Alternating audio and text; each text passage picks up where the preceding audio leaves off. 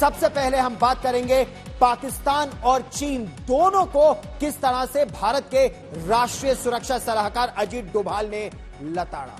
भारत के एनएसए अजीत डोभाल ने आज आतंकवाद के मुद्दे पर पाकिस्तान ही नहीं चीन को भी दुनिया के सामने एक बार फिर बेनकाब कर दिया, वो भी चीन और पाकिस्तान के राष्ट्रीय सुरक्षा सलाहकारों के सामने।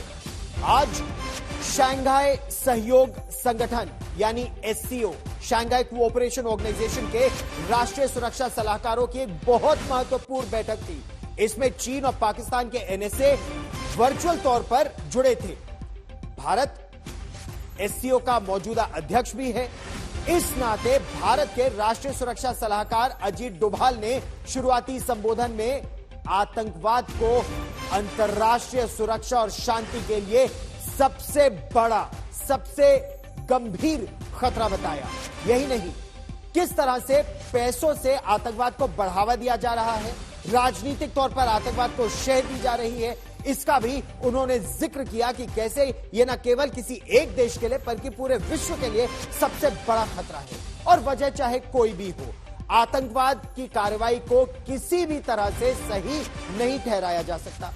पाकिस्तान और चीन को खरी खरी सुनाते हुए राष्ट्रीय सुरक्षा सलाहकार अजीत डोभाल ने कहा कि सभी देश, और इसको बहुत ध्यान से सुनिए, सभी देश यूनाइटेड नेशंस सिक्योरिटी काउंसिल के प्रस्तावों का पालन करें, ऐसा आवश्यक है। हम आपको इसके बारे में विस्तार से बताएंगे, लेकिन सबसे पहले आपको सुनवाते हैं कि राष्ट्रीय सुरक्षा सलाहकार अजीत डोभाल ने इस बैठक में क्या कहा। सुनिए।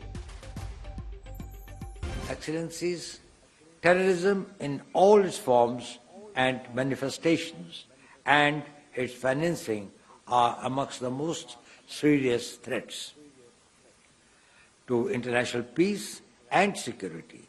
Any act of terrorism, regardless of its motivation, is unjustifiable. It is important, therefore, for all countries to fulfill the obligations enshrined in the relevant counter-terrorism cooperation protocols, including UN Security Council resolutions 1267, 1373.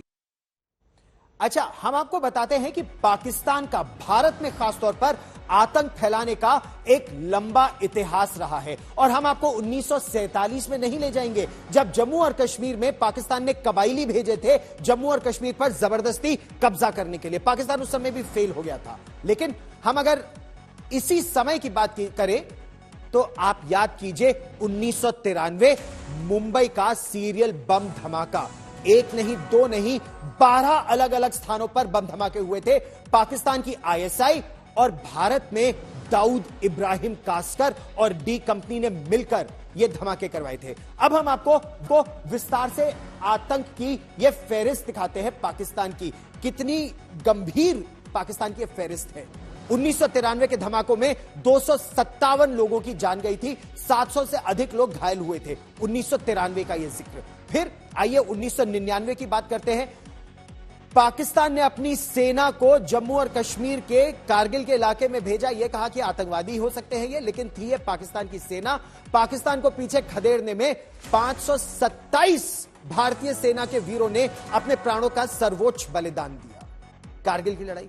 लेकिन पाकिस्तान बाज नहीं आया। यह बात थी मई से लेकर जुलाई तक।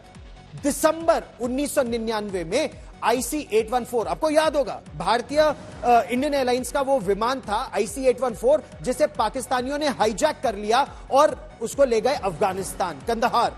मसूद अजहर जैसे कुख्यात आतंकवादियों को रिहा करवा लिया पाकिस्तान ने। आतंक का यह सिलसिला उसके बाद बढ़ा।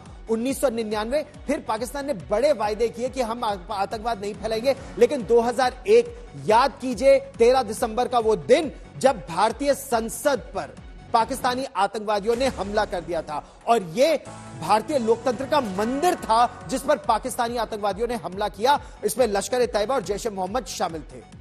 पाकिस्तान ने फिर वादा किया आतंकवाद नहीं फैलाएंगे।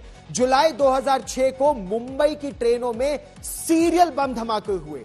इसमें 200 भारतीय मारे गए थे। यह भी आप याद कीजिए, बहुत महत्वपूर्ण है ये, 200 भारतीय मारे गए थे। जुलाई 2008 है ये, अहमदाबाद में सीरियल बम धमाके, 57 लोगों की इसमें जान गई थी। कहां निशाना बनाया गया? शहर को और अस्पताल को। कितना निर्दयी कोई देश हो सकता है, कितना निर्दयी इनका आतंक का पूरा इंफ्रास्ट्रक्चर है पाकिस्तान में, आप उसका अंदाजा लगाइए। लेकिन पाकिस्तान यहां भी बाज नहीं आया।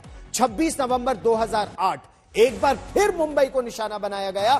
भारत पर हुआ अब तक का सबसे बड़ा आतंकी हमला 1993 के बाद। इसमें भी 166 निर्दोष लोग मारे गए थे। दर्जन भर देशों के लोग थे ये।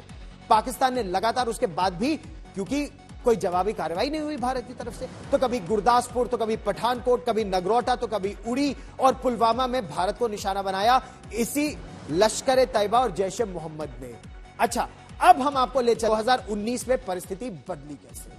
बालाकोट में भारतीय वायुसेना ने बमबारी की और पाकिस्तान के होश कुछ हद तक ठिकाने आए कि अब आतंकवाद फैलाना उसके लिए एक लो कॉस्ट ऑप्शन नहीं है। यानी अगर वो आतंकवाद फैलाएगा तो चोट पाकिस्तान को लगेगी, और वो चोट पाकिस्तान की सेना को लगी थी। पाकिस्तान की सेना की इज्जत उतर गई थी कि भारतीय वायुसेना के विमान पाकिस्तान के अंदर घुसे, न केवल नियंत्रण रेखा पार करके बल्कि इंटरनेशनल बॉर्डर के उस पार खैबर पख्तूनख्वा में बमबारी करके आ गए थे।